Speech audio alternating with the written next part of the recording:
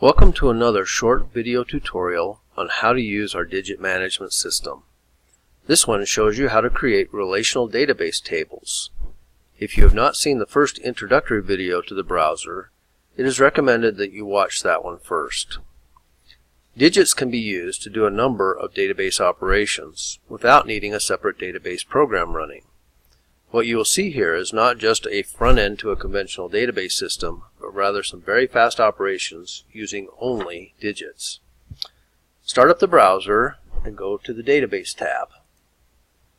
Here you will see a database with a few table definitions that we automatically created with the container using information in the configuration folder.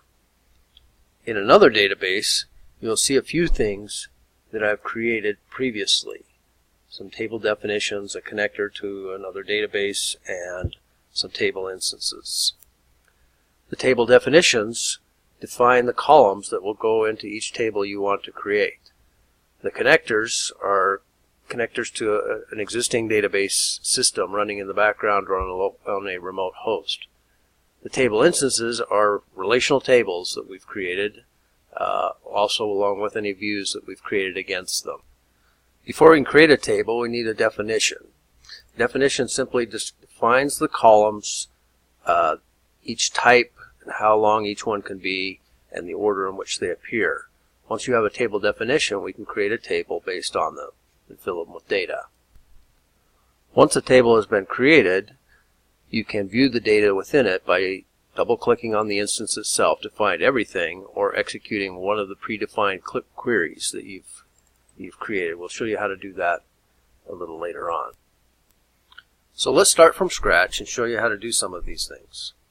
To create a new database, simply click on the little plus button next to the list of existing databases and give it a name. We'll call this one AAA.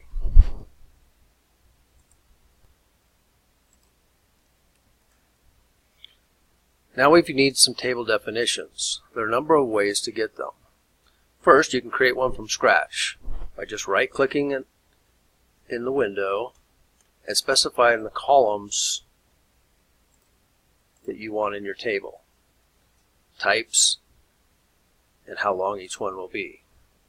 Second way is to simply drop a JSON definition file in the window. So here we have a tables.json. Simply drop it in there. It had predefined two tables, customers and friends. Third way is to simply drop a CSV file that has a header in the first line of the file. Now in this case we have to guess about what the types of each column is. So we default to string of a maximum length of 250. Once you've created it, you can come in here and alter, edit any column for its type and its length. Lastly, we can clone an existing definition or copy or move one from one of the other databases. Once we have some definitions, we can start using them by dropping CSV files onto those definitions.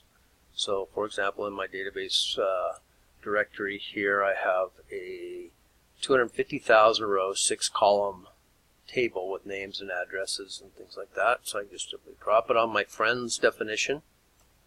I have lots of friends apparently. And it will import all the data from that CSV file, create a table using that definition. Now I have this table of my 250,000 friends. You can also create tables directly from databases. In this other database, we have this connector to, in this case, SQL Server Express that's running in the background. I can come in here and create a view against that. It'll immediately show me all the tables and views that are in that database I've connected to. I can select one and create a view based on that. Specify what columns I want to import from that database table into my table, give it a name, and select on particular columns.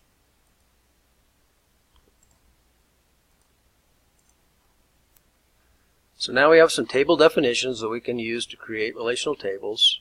We have some connectors that we connect to remote databases, as well as some table instances that we can now create some views from, see the results. I'll show you in a further video of how to go about creating these views and manipulating the data. Thank you very much.